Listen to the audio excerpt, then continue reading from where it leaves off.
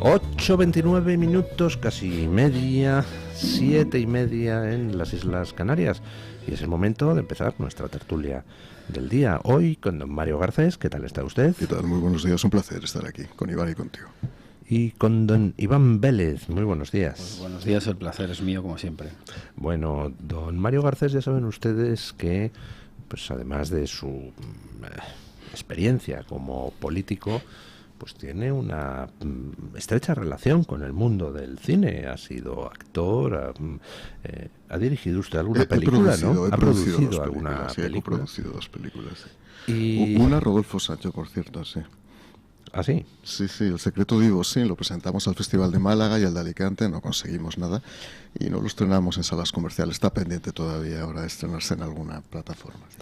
Bueno, reconocerá usted que puestos a hacer una película, lo de la campaña electoral americana tiene un guión, ¿eh? Segundo intento de asesinato contra Donald Trump, afortunadamente fallido. En esta ocasión, pues un tío muy raro, odiador de Trump, simpatizante del Partido Demócrata, al que el servicio secreto detectó antes de que pudiera disparar. Le dispararon, no le dieron, huyó en un coche, le detuvo la policía, no sé si estatal o local o yo qué sé, unas decenas de kilómetros más allá. Y además un tío con un perfil rarito, que se dedicaba a poner mensajes en las redes. Si es usted refugiado afgano y quiere ir a Ucrania a luchar contra Putin, como mercenario, contácteme en el teléfono, tal. O sea, típico mensaje que si yo lo pongo mañana en las redes, a los 3 minutos tengo al CNI en mi casa interrogándome por qué narices pongo ese mensaje, ¿no? Sí, mejor no ponerlo. Es una cosa. Entonces, este señor no estaba bajo el radar del servicio secreto americano, no sé, esto es todo extrañísimo. La verdad es que cuando pasan estas cosas en Estados Unidos uno empieza a pensar que hay una verdadera crisis, no de seguridad, sino ya de integridad mental. Es decir, cuando fueron los atentados del 11 de septiembre, y Estados Unidos se ha convertido a lo largo de las últimas décadas en el paradigma de Occidente, ese paradigma se veía de alguna manera resentido, porque efectivamente era vulnerable, ¿no?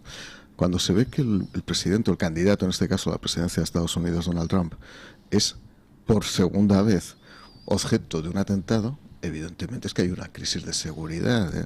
Parece mentira, además, que teniendo en cuenta las condiciones de seguridad, que son absolutamente severas, que son realmente muy tenaces, que se haya producido una reiteración de lo que ocurrió hace unas semanas no deja de ser extraño. Y luego es que vivimos en un mundo efectivamente muy mórbido, en un mundo donde el odiador brota.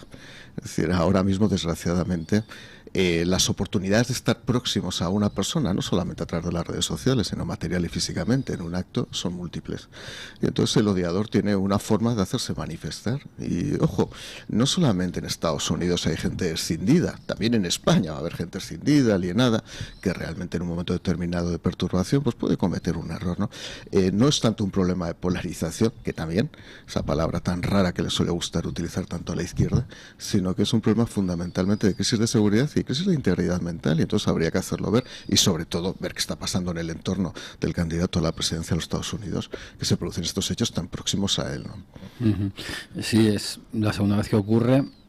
Es muy extraño porque, claro, con el precedente casi idéntico que tuvimos hace muy poco tiempo, un precedente que según se supo después, pues parece que ese señor se le estaba viendo un rato antes de que disparara. Entonces, claro, esto da pie a muchas interpretaciones, mucha conspiranoia, como se suele decir ahora también, que tiene que ver seguramente con lo que acabas de decir, el hecho de que las redes dan una imagen de proximidad tremenda, ¿no? Y quizá el hecho de que tú le des me gusta o me deja de gustar lo que hace una persona que no conoces, pero que crea una especie de vínculo de cierta familiaridad que te empuja en algunos casos, yo creo, pues a hacer determinados actos, en este caso casi no sería un magnicidio en rigor porque no es el presidente de Estados Unidos, pero bueno, un atentado contra una de las dos alternativas. Además, los dos atentados han sido contra el mismo. Entonces, claro, esto invita a pensar bastante mal y sobre todo lo que da es la medida de la para no utilizar polarización, que es una palabra que tampoco me gusta, la fragmentación que existe ya en el imperio, porque además estos son crímenes que nos recuerdan casi a la antigua Roma, ¿no? O intentos de crimen. Sí. Bueno, de hecho, además, los atentados, los magnicidios han estado presentes en todas las historias de todas las sociedades y civilizaciones, sin ir más lejos, la de España. Yo cada vez que paso por la Puerta de Alcalá recuerdo cómo ahí asesinaron a Dato, ¿no? Por cierto, unos anarquistas catalanes que venían con un Sidecar y que tuvieron un accidente a la altura de la Muela pasando por Zaragoza, ¿no? Ese famoso municipio que luego se hizo famoso por otras cosas, ruina, ¿no? Porque antes se llevaba el dinero, la alcaldesa se llevaba el dinero e invitaba a todo el mundo al Caribe, ¿no? Eso es la realidad, ¿no? Pero Estados Unidos siempre ha tenido una historia plagada también de atentados personales, eso es verdad. Pero la pérdida de intermediación, es decir, la aproximación que se produce de mucha gente que considera que puede entrar en una especie de interlocución directa, también desde el punto de vista letal, con los candidatos que aspiran a ser como ellos o aspiran a cambiar la historia, o intentan hacer una especie de venganza personal por situaciones realmente que son ininteligibles desde el punto de vista psicopático, ¿no? Pues eso nos está llevando a que pase lo que pase. Insisto que esto no es solo de aquí, ¿eh? Yo estoy convencido de Estados Unidos, que puede pasar en cualquier lugar del mundo, porque hay mucha gente que piensa, no, esto se concentra, son los clásicos odiadores norteamericanos, es el clásico hombre que entra en un colegio. Esos estados de perturbación también se van a producir pronto en otros países. Yo recuerdo que aquí en España se ha intentado matar a Alejo Vidal Cuadras hace no tanto, y en Aznar, Chequia a Robert Fico, ¿no? Aznar en su momento. Bueno, pero eso fue hace más tiempo. Hace más tiempo. Ya, pero bueno, por darle más profundidad a la línea de atentados, ¿no? Sí. Si vamos un poquito más atrás, aquí se mató, o sea, se asesinó a Carrero Blanco, es decir, que aquí también tenemos ejemplos muy palmarios de algo así, pero bueno, es cierto que estos casos aparentemente de individuos aislados quizá respondan más, ¿no?, a eso que estamos analizando, ¿no?, que es muy difícil, por supuesto, dar en el clavo, pero a esa ficción que crean las redes de cierta proximidad y familiaridad con perfiles que están ahí casi al alcance de la mano, ¿no? En este caso casi al alcance del AK-47, ¿verdad? Y luego lo curioso es cómo empiezan las especulaciones inmediatas. Es inevitable. Falta de intermediación y evidentemente este mundo tan envolvente en el que todo el mundo tenemos que tener una conclusión, una inferencia al minuto, si no, no eres nadie. O sea, en este mundo eres alguien en función de si tienes una conclusión sobre algo al minuto que generalmente te viene dada, lo cual es una forma absolutamente acrítica de percibir la realidad, ¿no? Pero ya veréis como aquí alguien dirá incluso, que ya se dijo en el primer intento de atentado, o en el primer atentado, que está todo preparado, que esto forma parte de la escenografía, que se ha convertido esto en una especie de teatro de operaciones para victimizar a la persona que ha podido ser objeto, en este caso, de un asesinato, ¿no? Y hay que tener mucho cuidado con ese tipo de declaraciones, ¿no? Porque efectivamente estamos ante actos de naturaleza absolutamente violenta que pueden llevar aparejado un asesinato, un magnicidio, una naturaleza increíble, pero vamos a ver cómo esto ocurre. Es verdad, tiene razón Iván, el hecho mismo de que por segunda vez en escasas semanas haya habido una crisis de seguridad en el entorno de un candidato que ha sido presidente de los Estados Unidos demuestra que algo está fallando. Y ojo, porque uno de los grandes valores de Estados Unidos siempre ha sido la seguridad. Claro. Tanto la seguridad interior como exterior. Cuando, como decía antes, el paradigma de Occidente en las últimas centurias, o el paradigma de los valores, pierde uno de sus valores fundamentales, que es la seguridad, se resquebraja, la verdad es que se merma bastante lo que es la capacidad, desde luego, de análisis que hacemos los demás sobre ese país, ¿no? Bueno, yo añadiría, por cerrar un poco la cuestión, si es que hay que cerrarla, también el asalto al Capitolio que se dio hace poco, es decir, que la seguridad hace aguas en muchos flancos, ¿no?, del corazón del imperio, porque no olvidemos que hay que hablar con categorías imperiales, hay que perder el miedo a los términos. Ha puesto un mensaje Benjamín Netanyahu, curioso por los mensajes que encierra. Dice en Twitter Benjamín Netanyahu que él y su mujer están impactados por el segundo intento de asesinato contra el presidente Trump y se sienten satisfechos al oír que este segundo intento también ha fallado. Pero no deberíamos confiar en la suerte, añade.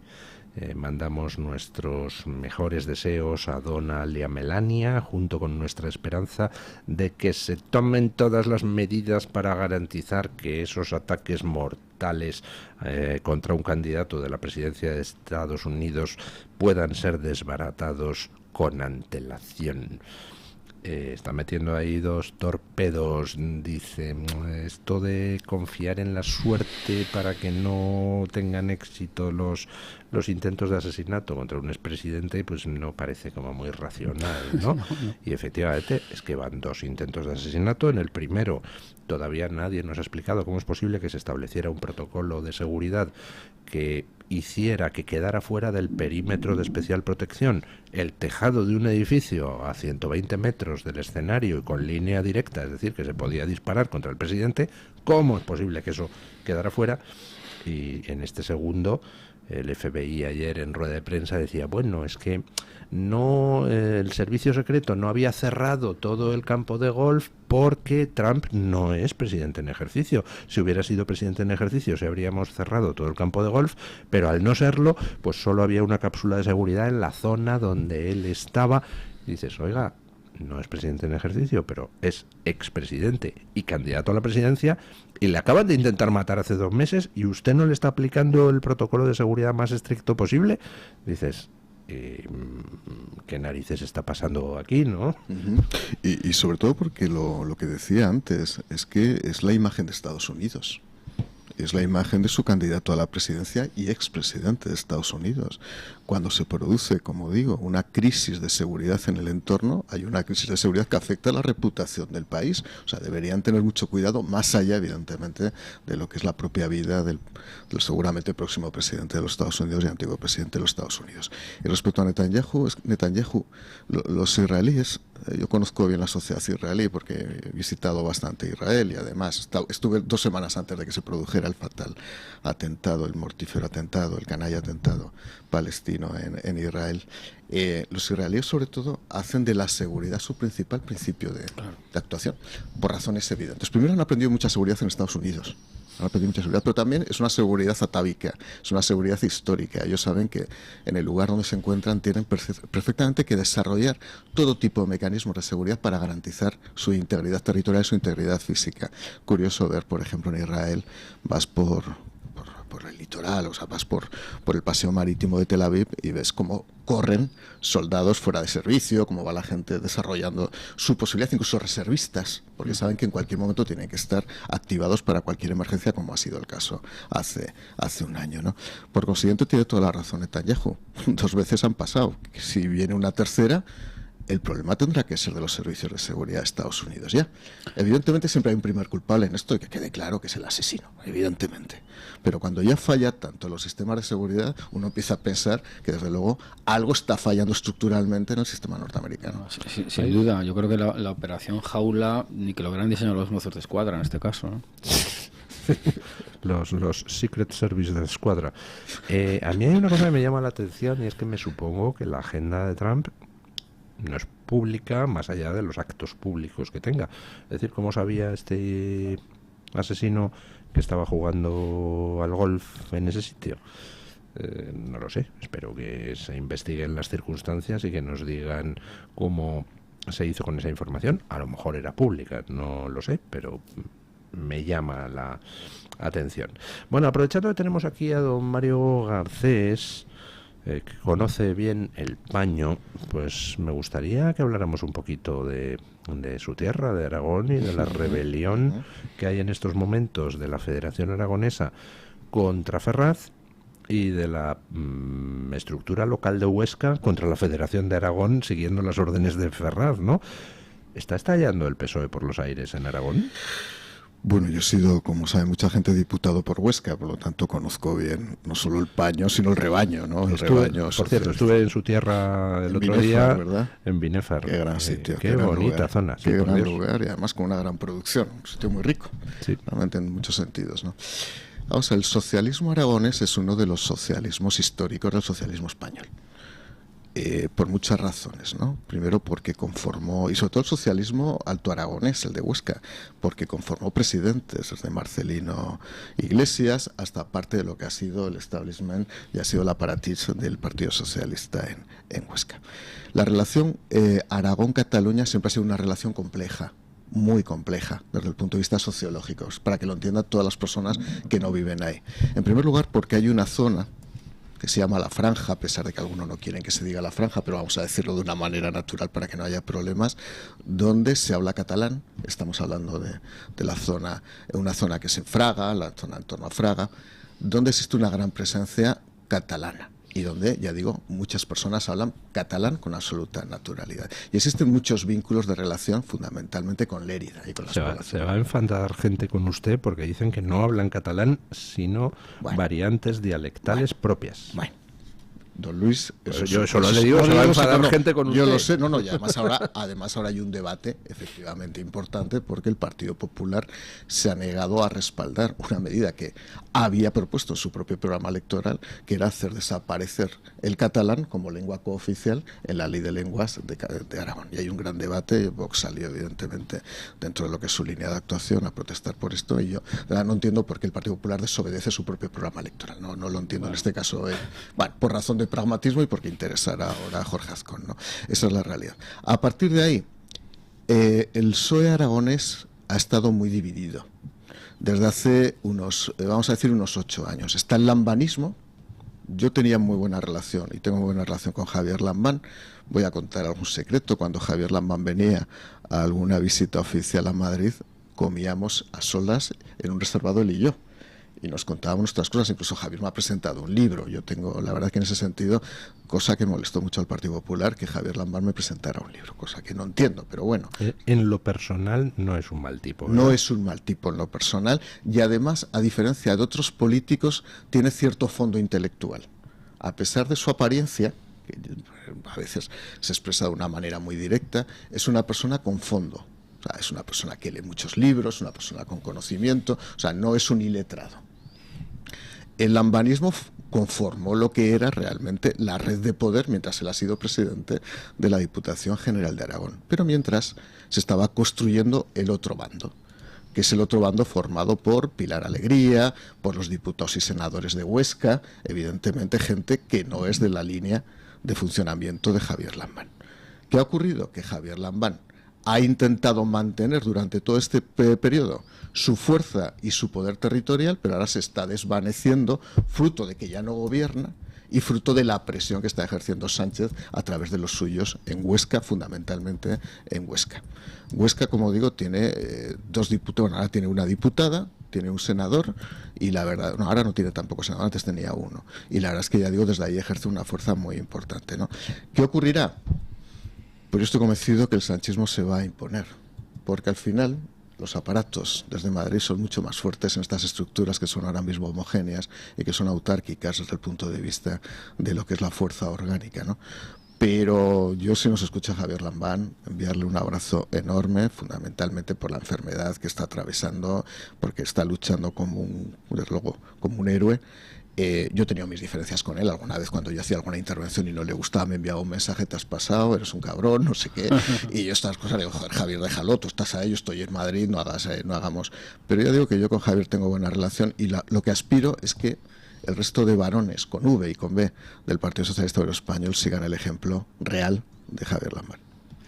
Yo voy a contar también una anécdota personal con Lambán, y es que él hace ya unos años puso un tuit diciendo que estaba leyéndose un libro mío titulado sobre la leyenda negra. O sea que le agradezco el comentario, y sí que es cierto que es una persona formada y lectora, y bueno, pues muy halagador por lo que me toca.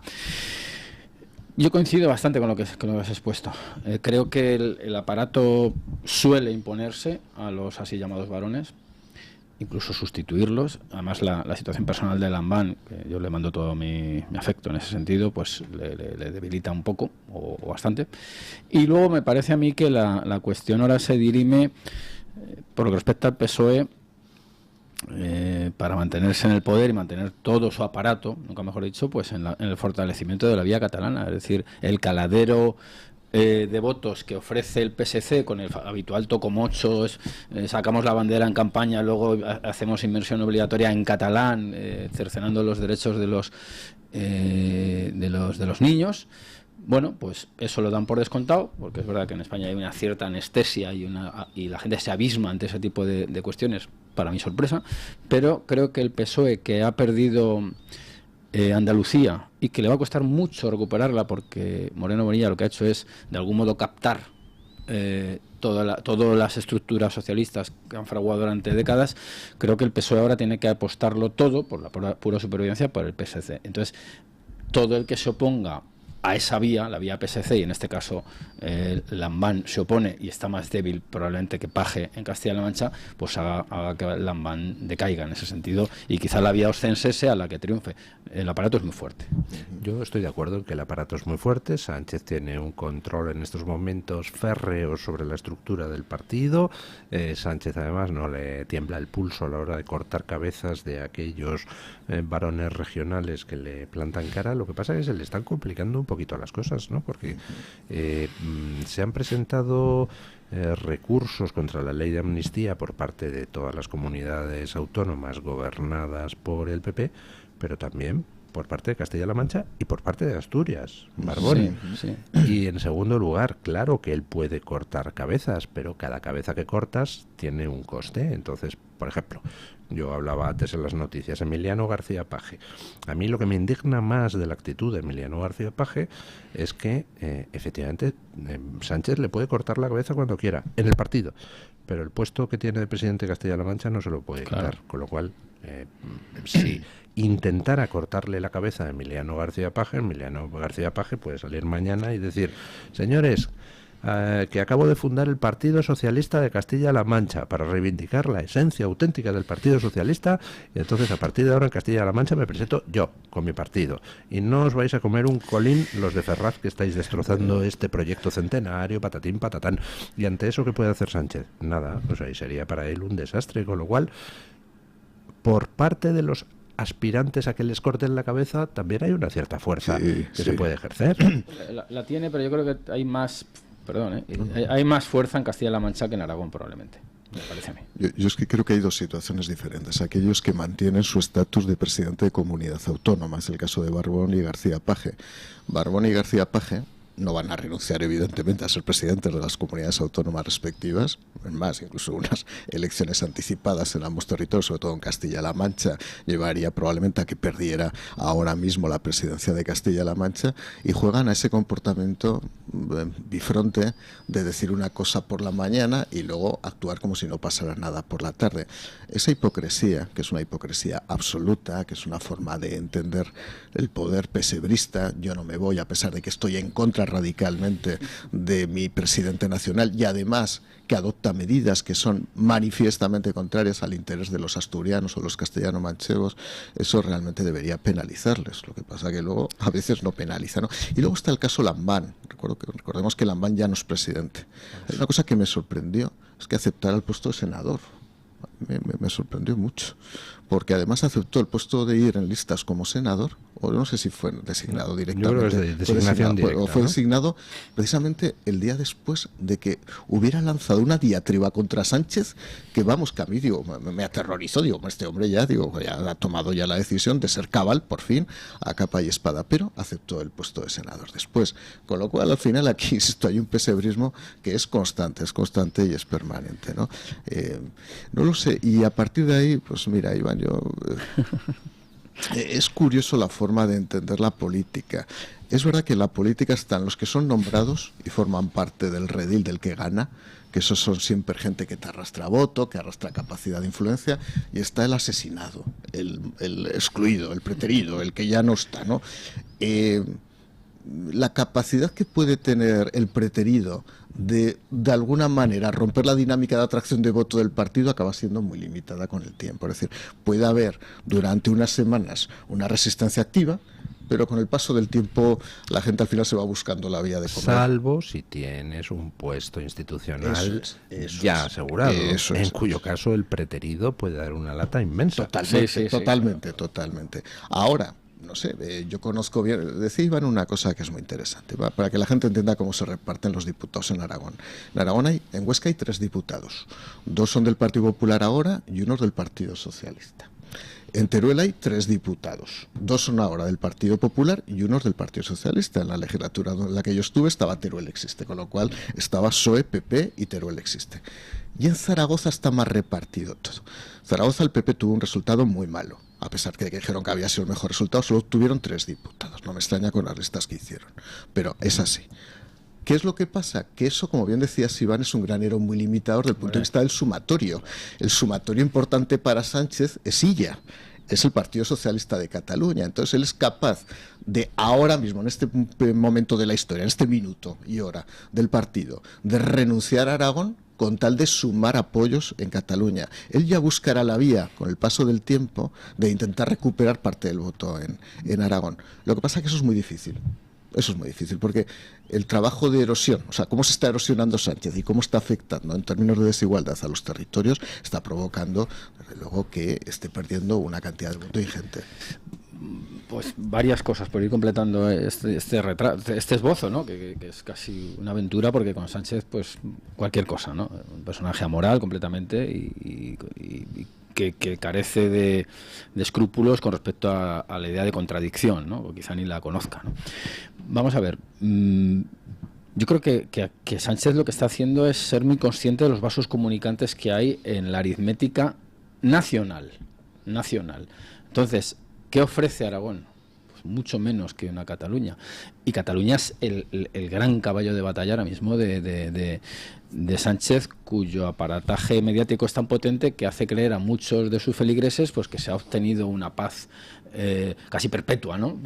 Y lo que se ha perpetuado es los postulados que se tumbaron en el famoso Estatuto de Cataluña hace ya unos años. Incluso se ha ido mucho más lejos, ¿no?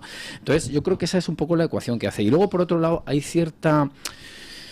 un doble juego en las autonomías, y es que el presidente, mucha gente cree que es el que hace las listas que van al Congreso, y no es así, son vías completamente diferentes. Es decir, yo, no voy a decir su nombre, pero el diputado socialista de Cuenca, ese votará a favor de los privilegios catalanistas, porque depende de quién hace las listas, que no es paje, ¿eh? Por cierto, una invitación que hago a Lamán el día, y a ti mismo si estás por allí, claro, el día 1 de octubre voy a hablar de Nuestro hombre en la CIA en el Palacio de la Aljafería, de un libro que es muy interesante porque habla mucho de cómo se fraguó intelectualmente la actual democracia que nos hemos dado, dicen por ahí, ¿no? Bueno, el Palacio de la Aljafería, para que todo el mundo lo sepa, es precioso. Yo en mi época de consejero de Hacienda iba ahí a comparecer, en la época que gobernó con el PAR, yo goberné con el PAR, una cosa rara, partido curioso, un partido muy curioso, ahora mutado a aragoneses, una cosa rara, aragoneses, PAR, un partido que está presente y que es capaz de gobernar con uno y con otro. Pero es un partido o es una agencia de colocación. Es una agencia, parcialmente es una agencia de colocación, ellos piensan que son otra cosa. Yo voy a contar una anécdota. Se autoperciben como partido. La autopercepción partidista. Yo recuerdo, me nombran consejero de Hacienda con pocos años, 30 y tantos años, y era presidente de las Cortes de Aragón, un personaje que fue un mítico en la política aragonesa, que era José Ángel Biel, que era el presidente del Partido Aragonés Regionalista, ¿no? Y a las 3 semanas me llama a su despacho. Yo ya, por mis intervenciones, que eran muy vehementes, me había hecho ya bastante famoso, y la verdad es que me llama al despacho y me dice, a ver, siéntate. Yo me senté en el sofá de su despacho y me dice, tú eres muy inteligente, pero eres tonto en política. Y digo, pues bueno. Gracias por la sinceridad. Buen inicio de conversación. Esto me la cara directamente. Digo, bueno, gracias. Y dice, tú de política no sabes absolutamente nada. Y como no sabes absolutamente nada, tú no hagas caso de los tuyos, tú me haces caso a mí y cada vez que te llame haces lo que yo te diga. Evidentemente no fue así. Pero era la forma que tenía de entender alguno la política como una forma patrimonialista, privatista. Sí. Y ya te digo, el aragonés... ¿Era una forma elegante de decir, tú hazme caso a mí que tendrás la vida resuelta? Sí, y que no te atacaremos, no te preocupes que no habrá ataques. Además, en Aragón la política es muy complicada, porque, bueno, como en otros territorios, pero yo que la he vivido especialmente, la verdad es que hay demasiados enfrentamientos. Y por el hecho del peso tan fuerte que tiene también Zaragoza, eso distorsiona mucho la realidad aragonesa. Aragón es pues ese foco grandísimo que es Zaragoza, un foco mucho más pequeño que es Huesca, y luego Teruel, al que le tengo mucho cariño, entre otras cosas, por el acierto que ha supuesto el aeropuerto. La verdad de aquellas infraestructuras que todo el mundo dijimos, bueno, que disparate, que hay una en cada provincia, en cada ciudad, oye, se han especializado en reparar aviones, aquello es un súper negocio. ¿En reparar aviones? Sí. De mantenimiento de aviones, es una maravilla ese sitio. Es de las cosas que dices, qué bien, porque hay otros, Ciudad Real, otros sitios, se han hecho aeropuertos que no funcionan ni la mitad, y ese está lleno siempre. Bueno, yo voy a contar una cosa, yo en esto siempre he sido crítico y autocrítico, cierto, me dirán, estoy convencido que más de un aragonés va a empezar a protestar ahora, pero yo lo voy a decir, no tengo problema. Aragón tiene 3 aeropuertos: Zaragoza, Huesca y Teruel, efectivamente destinado fundamentalmente a la reparación. El de Huesca en su momento se destinó más a la formación de pilotos porque no tenía demasiada actividad. Y tenemos AVE que llega a Huesca capital. Cuando hay una autovía que va de Zaragoza a Huesca, que tardas excelente, una hora, 23, menos, 35 minutos. Menos, yo me encargué de licitar todo eso y que llegara efectivamente hasta Jaca, que era lo que me interesaba. Yo soy de Jaca y tenía que llegar hasta el Pirineo. Sí, yo dejé licitada toda la 21 y la 23, cosa que no me agradecerá nunca el Partido Popular todo lo que hice en aquella época, pero bueno, da absolutamente igual. Entonces, a mí siempre me llamaba la atención el exceso de infraestructuras. Y dirán, pero ¿cómo está diciendo esto? Si queremos más. Pues este es un ejemplo claro donde, por ejemplo, no sé por qué tenía que haber un aeropuerto en Huesca. Lo digo claramente. Pues este es un aeropuerto a 35 minutos, en una autovía magnífica. ¿Por qué? Yo me acuerdo que cuando llegué al Ministerio de Fomento, dejé la Consejería de Hacienda y me fui de subsecretario del Ministerio de Fomento, una de las primeras decisiones que tomé fue cerrar parcialmente el aeropuerto de Huesca. La que se lió. Digo, pero es que aquí o introducimos racionalidad con valentía, o Joaquín Costa se vuelve a levantar de la tumba y dice, ¿qué está pasando? O sea, todo mi regeneracionismo hidráulico convertido ahora mismo en obras de infraestructura por todos los lados, ¿no? Y por acabar, y por enviar un abrazo enorme a toda la gente de Teruel.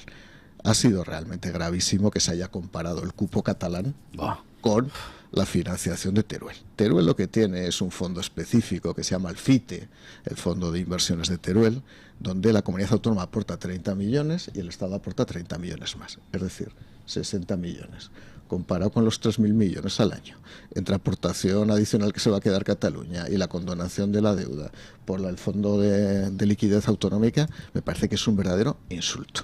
Cataluña lo que pretende es aspirar a una financiación por razón reivindicativa nacionalista y Teruel por razón de despoblación. O sea, por favor, no insulten a los turolenses ni a los aragoneses. Yo rompo una lanza por mi patria chica, que es Cuenca, que también se comparaba a Cuenca. De hombre, por favor, que estamos completamente... Nos van a tener que poner como las grullas una anilla porque estamos extinguidos casi. O sea, son cosas verdaderamente insultantes. Pero es verdad que luego los representantes de esas provincias, y yo no digo que miren solamente por la provincia, no es la forma elegante ni correcta de ser diputado, pues tampoco hacen nada por ello, están pues en esas mayorías y ya está. Y por cierto, yo también coincido en el exceso de infraestructuras, no sabría decir cuáles, pero por ejemplo, universidades no puedes tener una en la puerta de tu casa, porque además va en contra incluso de la idea de universidad. Y bueno, pues esto de los aeropuertos yo creo que es un caso parecido, y de Huesca a Zaragoza, parando a comprarte una trenza de Almudévar, tardas una hora, o sea que es que te da tiempo. Qué gran pueblo Almudévar. Estamos aquí lanzando las maravillas de Huesca. Estamos aquí cantando las bondades aragonesas. Pero ya digo que menos mal que el de Teruel se ha reconducido, y de verdad que si usted no lo conoce, se lo recomiendo, es un ejemplo maravilloso. Eso es inventiva, eso es adaptarse maravilloso, a las circunstancias. Es maravilloso. O sea, se han especializado en mantenimiento. Sí. Pausa publicitaria y seguimos. Bueno, estamos viendo cómo, a pesar de que el gobierno de Pedro Sánchez pues se arrastra ante el tirano Maduro con, en fin, una fruición digna de mejor causa, a pesar de que le sigue regalando tiempo a Maduro, sigue sin reconocer la victoria de Edmundo González, por tanto sigue haciéndole el juego a la dictadura de Maduro, estamos viendo cómo la dictadura de Maduro no admite nada que no sea una lamida de botas completa. Como te dejes un trocito de la suela sin lamer, se lanzan en tromba. Y a Margarita Robles se le ocurrió calificar como dictadura a Venezuela. Y la que se ha liado, pollito. Resulta que no solo amenazaron uno de los hermanos Rodríguez con ruptura de relaciones comerciales y diplomáticas, sino que además pues insultaron de nuevo a España, a los españoles, al gobierno español, y ahora han cogido y han secuestrado a 2 españoles que estaban allí en Venezuela en viaje turístico, y dicen que es que les han detenido porque primero dijeron porque planeaban atentar contra una alcaldesa chavista, ahora ya no, ahora planeaban atentar contra Maduro, contra Delcy Rodríguez, contra Diosdado Cabello y contra más altos cargos del régimen. para que le quede claro a Pedro Sánchez que ni se te ocurra dejar que uno solo de tus ministros se vaya de la MUI, ¿no? Fíjese, don Luis, que en Estados Unidos no detienen a los presuntos o no dejan que atenten, puedan atentar, y en Estados Unidos están las detenciones preventivas. En Venezuela. En Venezuela están las detenciones preventivas. No se sabe qué va a ocurrir, no se sabe si son de la Leti Bilbao, que están ahí de vacaciones, porque eran bilbaínos, me parece, pero la verdad es que los detienen, ¿no? Es lo lógico en un régimen autocrático, en un régimen dictatorial. Efectivamente, Margarita Robles por una vez tiene razón, y es que es una dictadura. Y las dictaduras lo que hacen es no ceder en ningún momento y evidentemente mantener una posición de hegemonía de tal manera que no se mueve nadie, pero no se mueve nadie interna ni externamente. O sea, Maduro hizo algo inteligente para él, y es convocar esas elecciones fraudulentas antes del mes de agosto, sabiendo lo que es la galvana europea, pues sabía que si pasaba el tiempo habría una especie de enquistamiento de la situación, él ganaba tiempo, se disipaba un poquito lo que era la presión política. Está muy bien, evidentemente, el otro día en el Congreso de los Diputados estuvo muy bien la votación.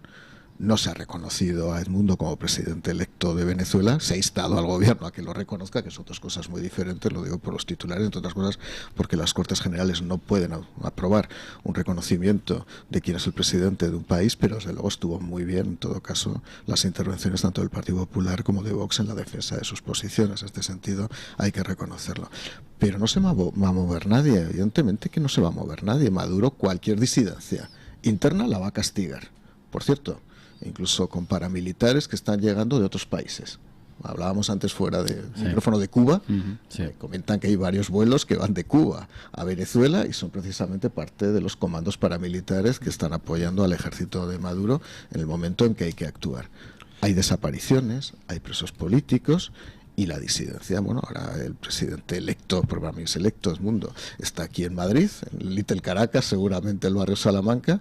Se ha quedado Machado, y a Machado hay que apoyarla por todos los medios posibles. Pasará algo. Yo estoy convencido que Maduro, en un momento determinado, si las cosas se ponen muy mal, hará un movimiento de detención de gente de lo que ha sido la oposición, y espero que en ese momento ya lo ha hecho. Lo lleva haciendo, ¿no? Va deteniendo a gente de la segunda y tercera fila del partido, es que, de María Corina. Como esto vaya más, llegará a la primera línea. Pues no tiene ningún problema para llegar a la primera línea. Entonces ahí es donde la comunidad internacional debería realmente actuar. Yo en este sentido, y acabo, soy absolutamente vehemente y activista. A mí cada vez que alguien dice soy activista me pone muy nervioso, porque no sé lo que es ser activista. Yo debo ser pasivista entonces, pero yo soy activista del derecho internacional y de la fuerza. Es decir, a mí me parece increíble que a estas alturas, en el siglo XXI, en una situación en la que de manera deliberada, consciente y alevosa, un régimen se ha convertido en un régimen dictatorial, donde hay desapariciones y presos políticos, estemos mirando todos a otro lado desde el punto de vista de la intervención, empezando por Estados Unidos, por cierto, Estados Unidos tendrá algún interés para no intervenir. O sea que a mí el CNI, si no está muy pendiente en Estados Unidos, pues estuviera pendiente en Venezuela para poder actuar de una manera realmente contundente, yo estaría de acuerdo. ¿Qué es lo que hacía la izquierda, por cierto, a principios del siglo XX? Cada vez que la izquierda que sentía que había un régimen dictatorial, un régimen autocrático, donde había que intervenir en el mundo, ahí que se iban, de voluntarios, de reservistas o incluso interviniendo. Ahora mismo no interviene absolutamente nadie, dejamos a su libre decadencia a un país tan maravilloso como es Venezuela. Bueno, yo voy a reiterar mis posiciones expresadas aquí hace un tiempo. Yo dije que el tiempo corría a favor de Maduro y desde luego lamento haber tenido la razón, pero tampoco era un comentario tan profundo, era bastante previsible, ¿no? El tiempo ha corrido a favor, y voy a citar a otro aragonés, Santiago Userón, cuando hablaba del silencio ensordecedor, ¿no?, de Zapatero, por ejemplo. Entonces, la detención de estos dos españoles da sustancia para muchísimas interpretaciones, muchísimas, ¿eh? Es decir, voy sin filtro, que se dice ahora, ¿no? Sí, sí. Y por supuesto no tengo datos, pero una interpretación. Dos españoles que podrían desestabilizar, que ya es mucho suponer, pero vamos, suponiendo eso, ¿no? De alguna manera colocan a una España de manera un poco hostil hacia el régimen, pero esa misma España es la que ha acogido en una especie de jaula de oro al que teóricamente ha ganado las elecciones. Que veamos el puzzle rompecabezas en el cual hay ganancia para ambos lados. Para ambos lados. Porque si esos señores se asume... Le permite a Sánchez posturear que es enemigo de la dictadura ahí venezolana. Ahí voy. Justo eso es lo que estoy insinuando. Es decir, de algún modo, España está haciendo lo que puede, lo que puede. Incluso hay españoles que se habrían lanzado a hacer más de lo que se puede. Se acoge a este señor al cual se dice, tú quietecito, no hagas manifestaciones hasta que te demos los papeles adecuados. Es una ganancia tanto del PSOE como del régimen, con el elemento ZP por allí pululando, trabajando por la paz con muchas zetas y el diálogo, que son los mantras habituales del PSOE. Entonces yo creo que son circunstancias, ignoro los resortes internos, como es lógico y normal, porque no tengo esa información, pero por lo menos el resultado es presentable para ambos. Sí, el movimiento de Alfil de traer a Edmundo a España ha roto el frente. Claro. El frente que había de los demócratas españoles. Lo siento que el Partido Socialista no estaba en ese frente hasta ahora, ¿no? Fue realmente delirante que no aprobara el Partido Socialista la proposición no de ley presentada por el Partido Popular, precisamente porque nos hacía una mención honorífica cum laude a Rodríguez Zapatero. Es una cosa realmente bochornosa. Esa práctica que existe en el parlamentarismo español y que yo he vivido, de intentar colocar morcillas en las proposiciones de los demás para ponerles en una situación más o menos endiablada, pero es que en este caso era absurdo. O sea, el reconocimiento a Zapatero es que es absurdo, completamente absurdo. Ahora bien, es que la ruptura del frente le ha venido bien a Sánchez desde el primer minuto. O sea, teníamos a la hija de Edmundo en la tribuna de invitados del Congreso de los Diputados, medio llorando y aplaudiendo a los dos representantes de Vox y del Partido Popular y de Vox. Al día siguiente estaba abrazándose a Pedro Sánchez en los jardines de la Moncloa. Claro, ya dices, bueno, yo ya no sé exactamente dónde están los sentimientos. Sus sentimientos están encontrados, con quién estás, si tienes las ideas claras, en dónde estamos, estás con un frente o realmente estás agradeciendo de una manera sincera ese movimiento de Alfil. Pero desde luego ha sido un movimiento inteligente, de momento, por parte del Partido Socialista Español. Es decir, romper lo que ha sido el frente que hasta ahora había en España y que, ya digo, solamente por la galvana de agosto, que es un mes inhábil para la política española, porque todo el mundo estaba de vacaciones subiéndose fotos, pues la verdad es que pues se ha podido romper ese frente que había en julio antes de que ocurriera. Sí. Yo creo, por eso digo que creo que la ganancia es absoluta, ¿no? En una Venezuela, además, que históricamente con España ha tenido unas relaciones, vamos a llamarlas complejas, no hay más que pensar en la acogida que se ha dado allí a algunos etarras. Es decir, que la cuestión venezolana es muy española, muy española. Y el partido hegemónico, no voy a decir nada nuevo, de la democracia que todos nos hemos dado, se llama Partido Socialista Obrero Español. Es la empresa que está radicada en Ferraz. A mí me sorprende que además hayan detenido a los dos vascos, porque es que vascos en Venezuela hay muchísimos. Claro, sí. Precisamente, ojo, no era un lugar de refugio solamente de ETA, porque ha sido un lugar de refugio de ETA durante muchos años, sino que también había mucho vasco que iba a hacer, a desarrollar su actividad profesional y profesional. Era, yo creo, uno de los países. Los canarios y los vascos tenían generalmente como destino común, además de México y Argentina, Cuba menos, pero fundamentalmente era Venezuela. Y de hecho, bueno, por una anécdota, ha habido hasta jugadores de fútbol de la Teiloa que han nacido en Venezuela. Sí, ¿no? Pero bueno, vamos a ver cómo se desarrolla esta historia en las próximas semanas. Vamos a ver qué papel va a desarrollar Edmundo. Si es simplemente un jubilado que se dedica a tomar café en una cafetería en el barrio Salamanca, dejando pasar el tiempo y haciéndose fotos con quien le pide una foto, o realmente se va a tener que significar. Cuidado, porque ya ha habido un ejemplo previo donde los venezolanos no les ha quedado claro qué papel se tuvo. A mí lo que me preocupa ¿Se refiere usted a Guaidó? Claro, a mí me preocupa el desencanto que puede surgir con proyectos fallidos. Eso es muy, muy dañino. Bueno, por lo pronto, María Corina Machado sigue al pie del cañón. De momento no la han detenido. Ha convocado para el 28 de septiembre nuevas movilizaciones en Venezuela y en todo el mundo, y yo creo que con lo de Edmundo González pues saldremos de dudas en breve, ¿no? Por lo pronto el Parlamento Europeo tiene que discutir una proposición un poco en la línea de la del Congreso Español para reconocer a Edmundo González como, bueno, para instar al reconocimiento de Edmundo González como presidente electo de Venezuela. Lo suyo sería que Edmundo González, que ya es aquí un hombre libre, pues se acercara a la sede del Parlamento Europeo y estuviera presente durante ese debate, ¿no? Eso sería lo lógico, Insisto, si al final Edmundo González se convierte exclusivamente en una especie de jubilado, ya digo, tomando el café en una terraza del barrio Salamanca, como conozco también, aparte, la oposición venezolana, que no está unificada en Madrid, que está muy dividida, pues ahí puede haber tensiones internas. Creo que Edmundo tiene que tener una posición. ¿Usted qué intuye? Porque Edmundo González, no olvidemos que es de formación diplomática, él era embajador.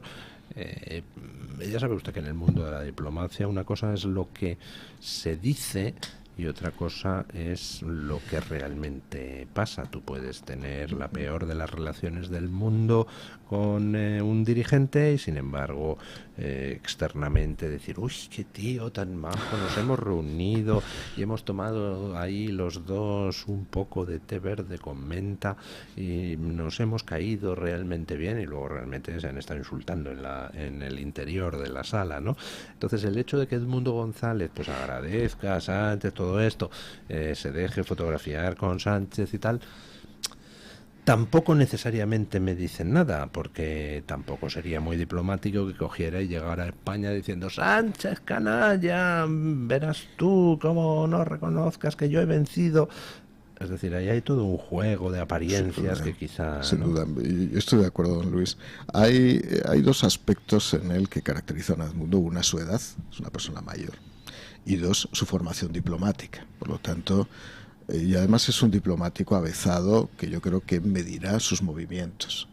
Yo creo que es importante hacerlos. Y los coordinará, supongo, con María Corina. Deben ser coordinados, ¿no? Aquí hay dos líneas de actuación que no sé cómo se van a desarrollar.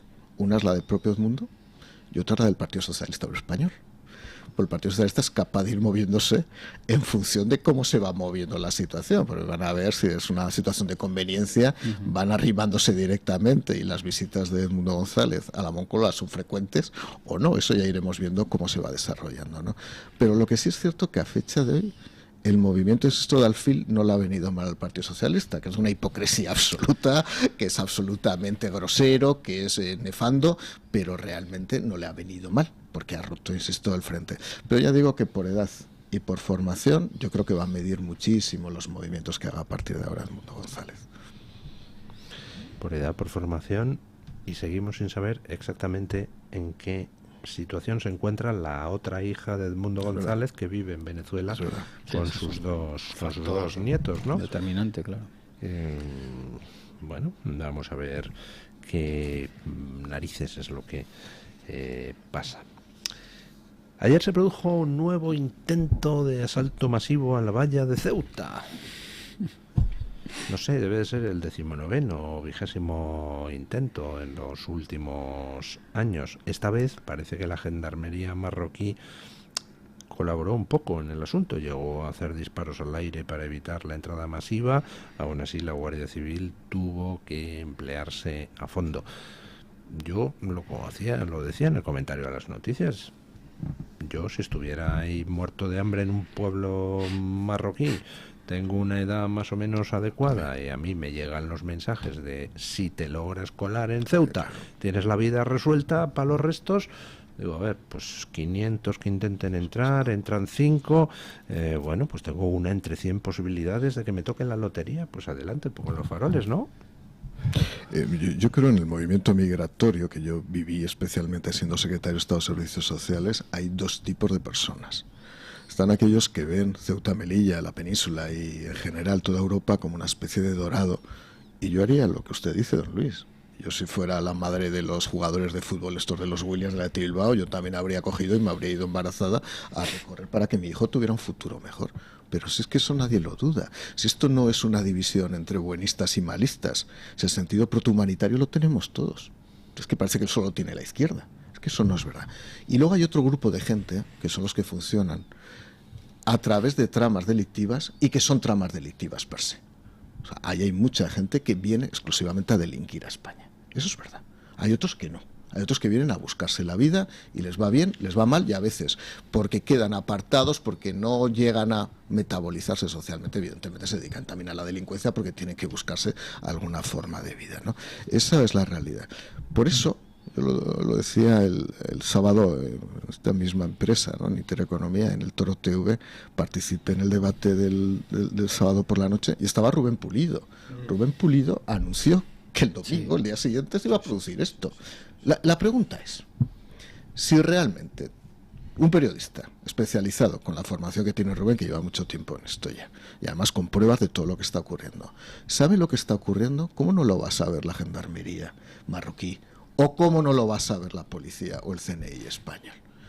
Por lo tanto, si un periodista lo anuncia y efectivamente se produce la situación al día siguiente, es que es algo que se puede percibir directamente a través de las redes sociales. ¿Por qué actúa Marruecos en este caso? Pues habría que preguntarse por qué. Porque la actuación de Marruecos siempre es ambivalente. Es decir, ¿por qué esta vez utilizó medios disuasorios para impedir que se saltara la valla? Pues a lo mejor porque se conocía que esto iba a ocurrir y como había tanta presencia mediática, oye, vamos aquí a simular que esto lo controlamos. Yo no llego realmente a poder afirmar que dentro de una semana, si se produce un aluvión de personas que quieren saltar la valla y no se ha producido este efecto previo de anticipación de lo que va a ocurrir, me extrañaría que Marruecos actúe. Yo creo que esto ha sido un poco impostura, porque evidentemente eso es permeable. Y digo algo más. Porque me preocupa un tema sobre lo que escribía el otro día en un medio de comunicación. España es un país sin fronteras. Estos son españoles sin fronteras. Es decir, cuando un país no tiene fronteras, es un estado fallido. Un prófugo de la justicia española pasa por las fronteras del Pirineo catalán y no pasa absolutamente nada. Personas que vienen del Sahel y del Magreb pasan a Ceuta y Melilla como irregulares y aparentemente no pasa absolutamente nada. Los estados-nación, desde una visión tradicionalista, una visión liberal, y cada uno puede tener la visión que quiera, nacieron fundamentalmente para aunar los intereses de una comunidad política, que es la nación, por eso era un Estado-nación, y garantizar que hubiera unas fronteras para garantizar el orden exterior y el orden interior. Si en España no se garantiza, en este caso ya digo porque ha habido una actuación preventiva muy curiosa por parte de la policía marroquí, si no se garantizan las fronteras, es que empieza a haber ya rasgos de Estado fallido en este país. Vamos a ver, yo es que conozco mucho a Rubén Pulido, hemos sido compañeros y él lo anunció hace días. O sea, esto era algo ya sabido. Entonces, claro, la actuación, como bien dices, de Marruecos es ambigua, es limpio pero un poquito, no mucho.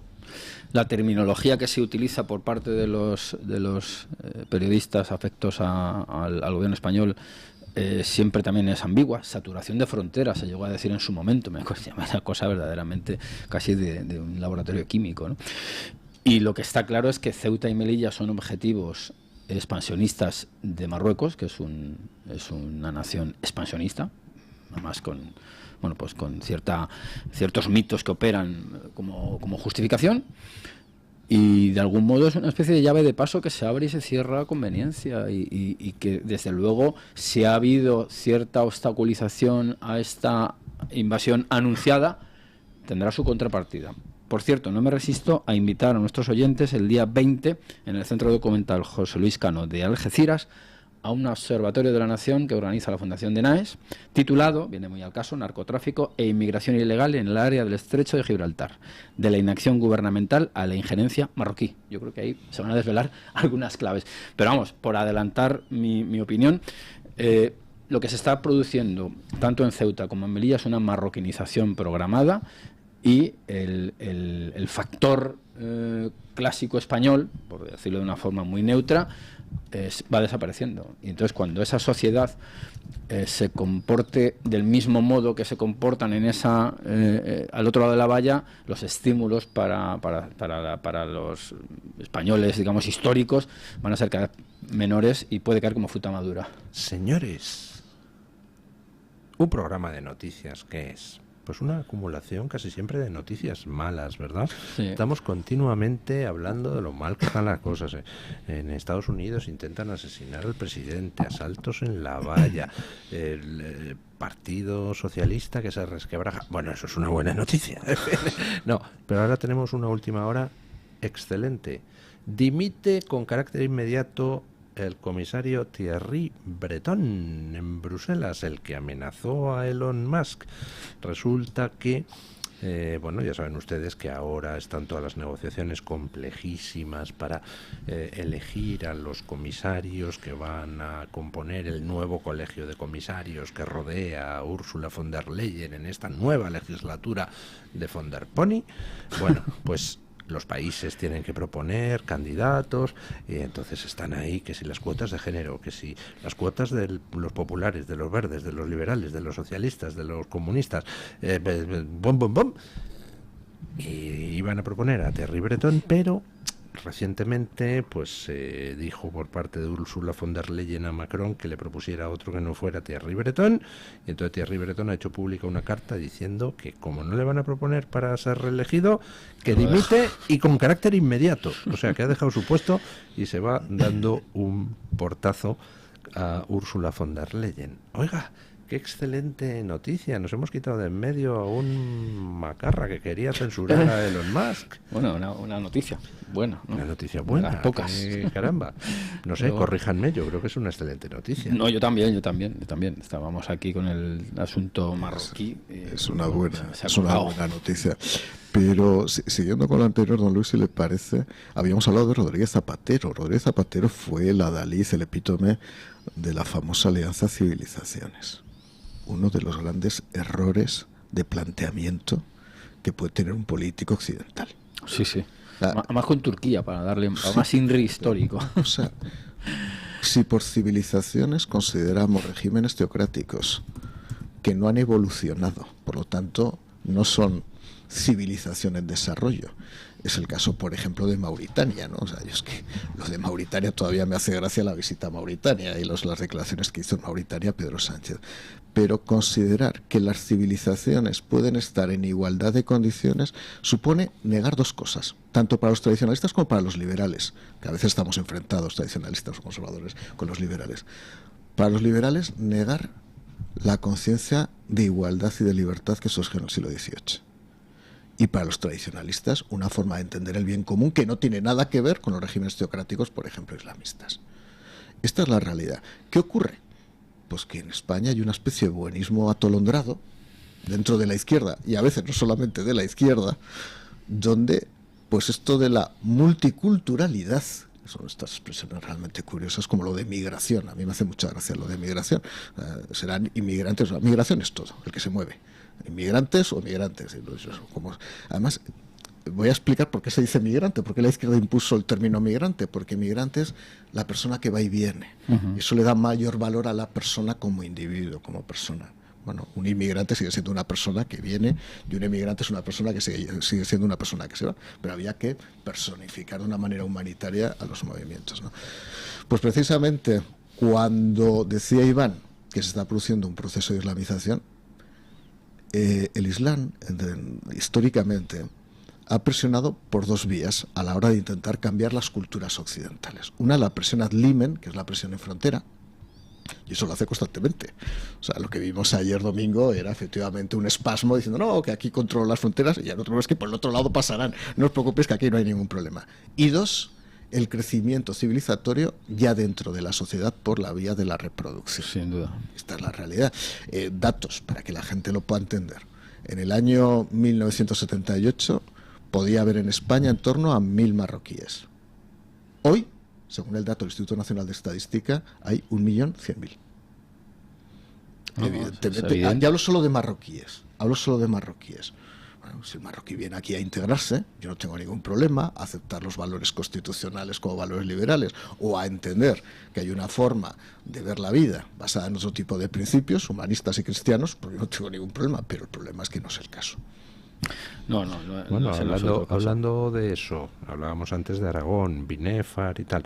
Binéfar es en estos momentos el pueblo de Aragón con menos paro. Es un pueblo rico. Sí. ¿Por qué?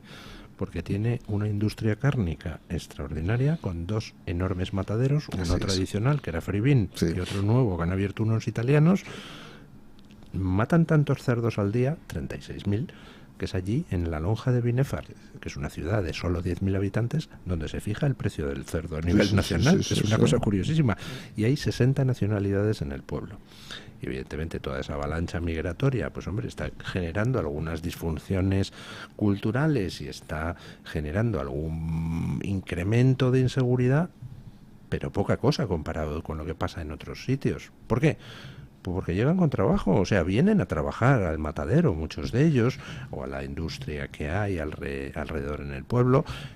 Por tanto, pues no hay problema. Y te encuentras 60 nacionalidades en el pueblo y a lo mejor pues hay alguna mujer vestida, en fin, de manera un tanto opresiva, con sus sayones y demás, pero luego te encuentras a gente de todas las razas y culturas, chicas pues vestidas como cualquier chica de edad joven, es decir, con ganas de sentirse atractiva y por supuesto sin ninguna gana de que nadie les venga a imponer nada, ¿no? Por supuesto. A ver, yo conozco marroquíes, mujeres que no llevan velo, que hacen una vida absolutamente normal, que salen a restaurantes y a clubes por la noche, que disfrutan de su vida y que de alguna manera han entendido que el modo de vida occidental es un modo que garantiza la libertad y la igualdad, y esa es la realidad, o lo quieren entender, bajo resistencias familiares muy fuertes, en general bajo resistencias familiares muy fuertes. Ahora hay otros casos que me parecen denigrantes. La hermana yo te creo, no sé si funciona también con la mujer que lleva burka. Es decir, hermana, yo te creo que lleves el burka voluntariamente. No llevas el burka voluntariamente. Ninguna mujer llevaría un burka voluntariamente. Pero ahí, mujer, yo te creo, hermana, yo te creo, que es lo que hace la izquierda. Dice, no, es que vosotros lleváis el velo integral y lleváis el burka porque lo habéis aceptado voluntariamente, ¿no? Y es una hipocresía absoluta. Es verdad que te vendrán esas mujeres aquí, se sentarán aquí, no te mirarán a los ojos porque te han prohibido mirarte a los ojos y dirán mirando al suelo, yo llevo esta ropa porque quiero llevarla voluntariamente. Ya estoy harto.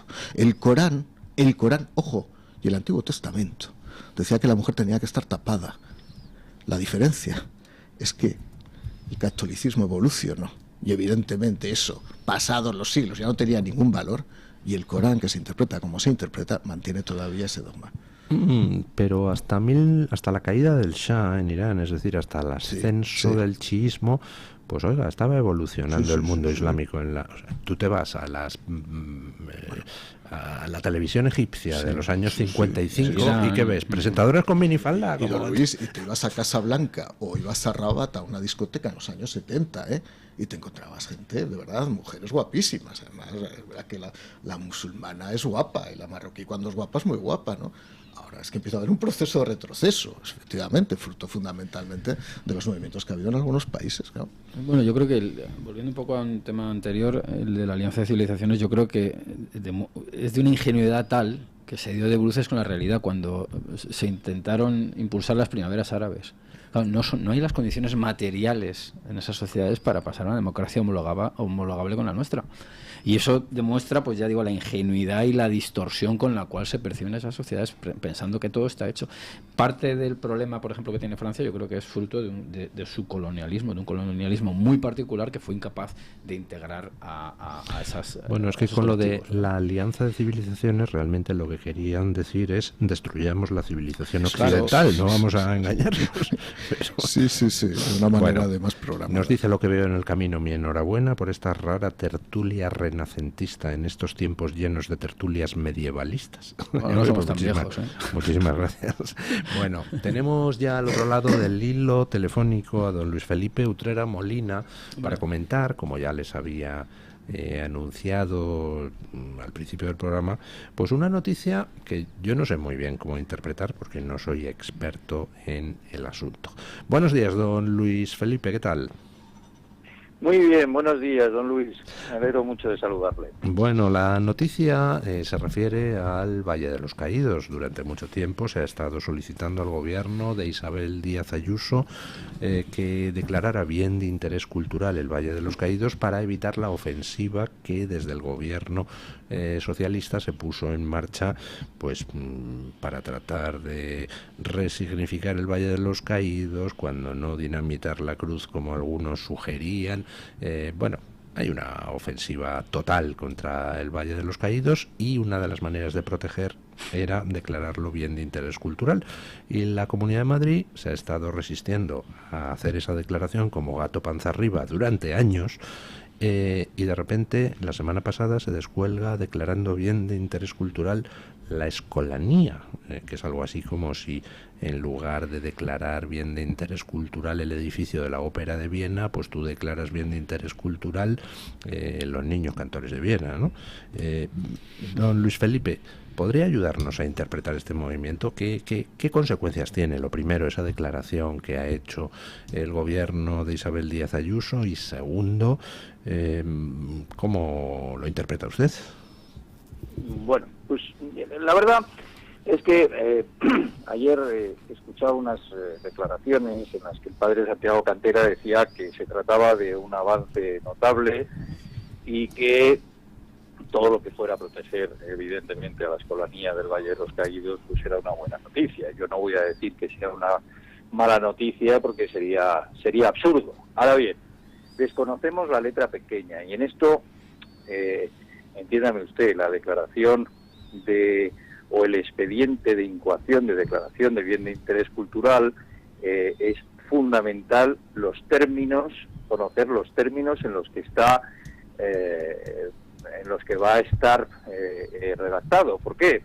Porque no conocemos si esa protección está vinculada a que esa Escolanía siga educándose y actuando, realizando todas sus actuaciones en la Basílica de la Santa Cruz, en el monasterio de la Santa Cruz del Valle de los Caídos, etcétera, etcétera. Es decir, no conocemos si la intención de la Comunidad de Madrid es proteger única y exclusivamente la Escolanía o la Escolanía vinculada al lugar, lo cual pues tendría, digamos, una dosis de protección mayor de cara al lugar. El problema es que, a mi juicio, y evidentemente con la prudencia necesaria, porque no conocemos el texto de la declaración de bien de interés cultural, lo que está claro es que esto no parece que vaya a servir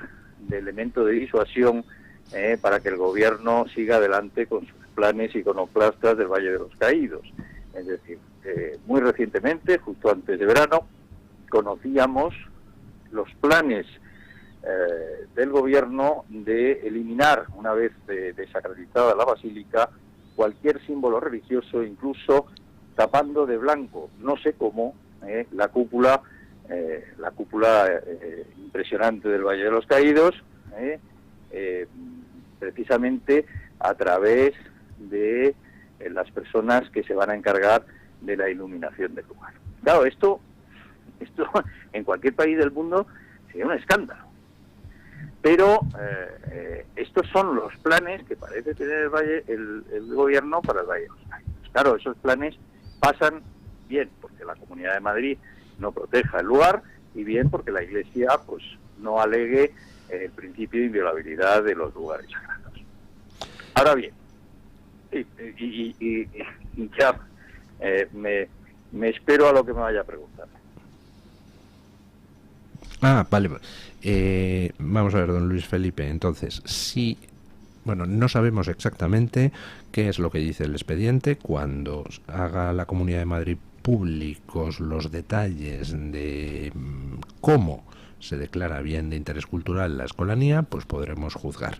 Si lo que se declara bien de interés cultural es solo la Escolanía, pero no se establece en la declaración ningún tipo de vinculación al lugar donde esa Escolanía ejerce sus actividades, pues entonces no habría ninguna protección del Valle de los Caídos, porque la Escolanía es algo que, bueno, puede ejercitar sus acciones, puede... Cualquier Perales de Tajuña, en el Pedrete o en cualquier otro sitio de la Comunidad de Madrid, y lo cual, pues oye, será una magnífica noticia para los escolanos y sus familias, pero no será una buena noticia para la protección del Valle de los Caídos. Y hay una cosa que es muy importante, porque claro, y ningún medio de comunicación ha señalado este asunto que es muy importante.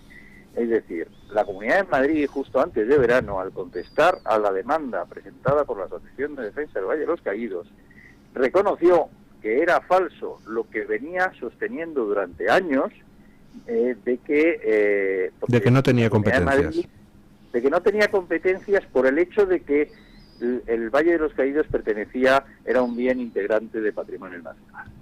Por primera vez y por escrito, la Comunidad de Madrid reconoce en el escrito que efectivamente no es un bien integrante del patrimonio nacional, lo cual era evidente, pero dice que de alguna manera, como el gobierno en la Ley de Memoria Democrática va a extinguir la Fundación de la Santa Cruz, que es la actual propietaria de Valle de los Caídos, y lo va a integrar en patrimonio nacional, sería un acto de deslealtad institucional si la comunidad ejerciese la competencia que le confiere el artículo 26.1.19 del Estatuto de la Comunidad de Madrid. Es decir, que la Comunidad de Madrid ha alegado por escrito que sería un acto de deslealtad institucional frente al gobierno de España, un gobierno que lo que pretende es cargarse el Valle de los Caídos. Entonces, áteme ese ramo por ese perro por el rabo, claro, es una cosa absolutamente increíble. Entonces, por un lado están las declaraciones y por otro lado están, las declaraciones que se escriben por parte de los servicios jurídicos de la Comunidad de Madrid. ¿Cuándo vamos a conocer los términos en que se ha producido esta declaración como bien de interés cultural de la Escolanía? Pues suponemos que en breve, en el momento que se publique el decreto de incoación del expediente de declaración de bien de interés cultural en el Boletín Oficial de la Comunidad de Madrid. Y por lo tanto, es que no sabemos si ese decreto está ya hecho, o están haciéndolo, pero en el momento en que, porque además los bienes de interés cultural, en el momento en que se declara la incoación del expediente, ya tienen protección total. Por eso la insistencia de todos los que queremos preservar el Valle de los Caídos de la piqueta del gobierno, mire usted, incoe el expediente. Solo la incoación del expediente otorga al lugar una protección absoluta, sin perjuicio de que después los tribunales puedan hablar de si la competencia es de aquí, de la competencia es de allá, pero ya el hecho de la incoación del expediente otorga una protección total. Entonces, yo creo que esta incoación de protección de la Escolanía la conoceremos en las próximas semanas. Bueno, pues don Luis Felipe, cuando conozcamos más detalles sobre la incoación del expediente, pues entraremos a analizar ya con solidez lo que de momento no es más que pues un anuncio sin concreción, ¿no? Sí, absolutamente. Pues muchísimas gracias por atendernos y le emplazo para volver a hablar ya cuando los detalles se hagan públicos. Será un placer, don Luis, como siempre. Bueno, y yo creo que es el momento, cómo no, de conocer cuál es la opinión de los oyentes. Así que invocamos a doña Carmen Carbonell para que acuda al estudio y nos cuente qué es lo que han opinado. La pregunta que hoy le hacíamos a la audiencia, pues era muy simple. En vista de que llevan 2 intentos de asesinato, ¿cree usted que va a haber más intentos antes del 5 de noviembre contra Donald Trump? ¿Ustedes qué creen? Esto es curioso. Voy a tirar del refranero español: o la tercera va la vencida, no hay 2 sin 3. O no hay 2 sin 3. Es que siempre, en este caso, el refranero es contradictorio. Yo creo que puede haber un tercer atentado. ¿Y usted? Puede, pero claro, poco más podemos decir. Bueno, puede. Pero, espero que no. Espero que haya, que se tomen medidas por parte del servicio secreto americano para que no haya más intentos de atentado, porque ya empieza a oler un poco mal el asunto. Eso sí. 2 fallos de seguridad tan seguidos contra la misma persona, pues no quedan un poco ni medio bien. Doña Carmen Carbonell, nuestros tertulianos ya se han pronunciado, pero ¿qué dicen los oyentes? Pues el resultado de esta encuesta que lanzábamos esta mañana, ya saben ustedes que la pregunta era esa, que si iban a intentar de nuevo atentar contra Donald Trump. De momento va ganando la opción del sí, con un 83% de los votos. Y fíjese 83% de la audiencia cree que volverán a intentarlo. Hay un 7% que considera que no y hay un 10% que considera que no lo sabe. De hecho, hay un comentario en Twitter de alguien que se hace llamar Nightbirds que dice: esperemos que no se cumpla el dicho. Y el dicho no sé si es el no hay dos sin tres, o a la tercera va la vencida, que claro, es lo que comentaba don Mario, que casi es peor, ¿no? Esa segunda parte. Esteban Blasco en Twitter dice: no sé si llegarán a atentar de nuevo, pero no tengo ninguna duda de que hay gente planeando hacerlo. Carolina dice que Kamala seguirá alentando estos atentados con su discurso incendiario contra Trump. Critica esta pregunta que hacemos, alguien que se hace llamar Muchos Pocos en Twitter, dice que es una pregunta de mal gusto, don Luis. ¿Por qué? No lo he entendido muy bien, porque es una pregunta de mal gusto. Yo creo que en estos momentos pues hay mucha gente mosqueada, yo mismo. O sea, ¿qué narices pasa? 2 intentos de asesinato de Donald Trump. Es una manera de decir que estamos todos, en fin, un tanto escandalizados, ¿no? Conchita Aragón en Twitter dice que este segundo intento demuestra que van a por todas y les da igual lo descarado que parezca. Habrá más intentos, parece que hay orden de acabar con el objetivo. Y voy con unos comentarios de YouTube, en concreto en el chat de Radio Libertad, en la comunidad de Radio Libertad. Ricardo Clares 1632 dice que el progresismo necesita callar la disidencia. Con el beneplácito de los medios de comunicación señalan que se lo merece Trump. Y Concepción Marichal 1972 dice que es un político que para muchos es incómodo. Bueno, pues en fin, esperemos a ver acontecimientos, pero aquí hay cosas que son noticia. Por ejemplo, alguien, no sabemos quién,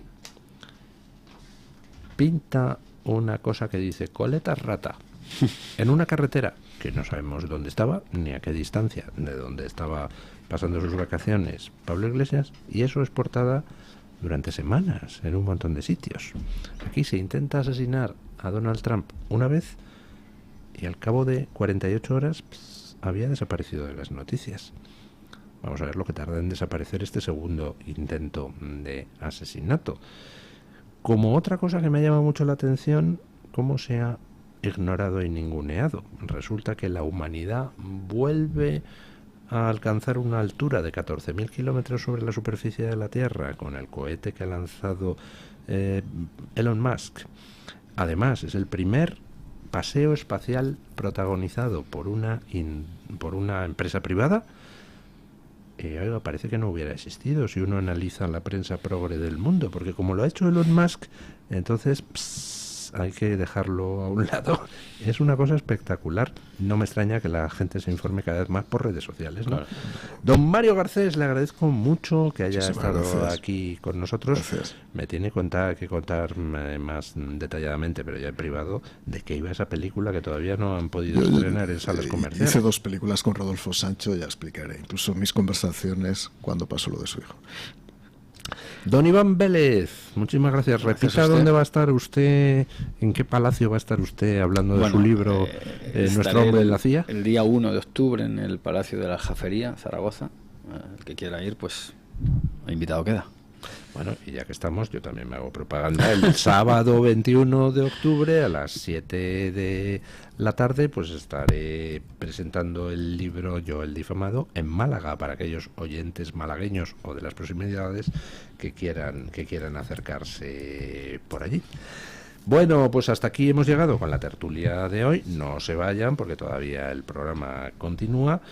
Muchísimas gracias a los dos.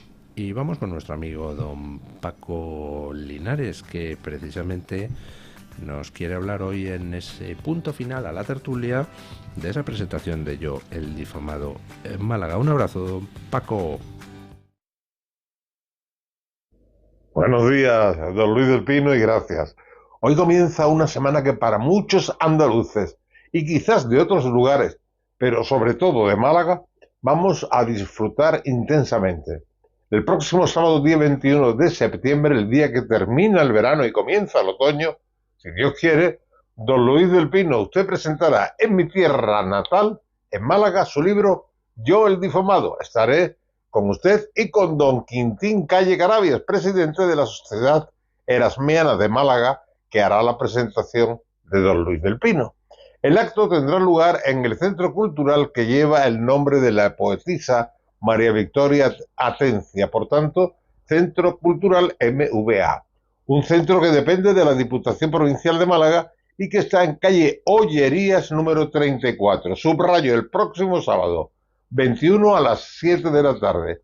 El escritor, filósofo y periodista don Pedro de Tena ha escrito un artículo espléndido sobre el libro Yo el difamado, en Libertad Digital, del que destaco un trocito, abro comillas. El difamado es estilísticamente una novela histórica que elige el relato autobiográfico como expresión, concebido inicialmente para matizar los juicios sobre la figura de El Deseado, y se fue convirtiendo, apoyado en una documentación profusa, en una reconsideración integral del personaje en detrimento de otros como Manuel Godoy. Además del otoño, igual cambiamos también de idea sobre El Deseado, sobre Fernando VII. Mañana más y mejor. Punto final.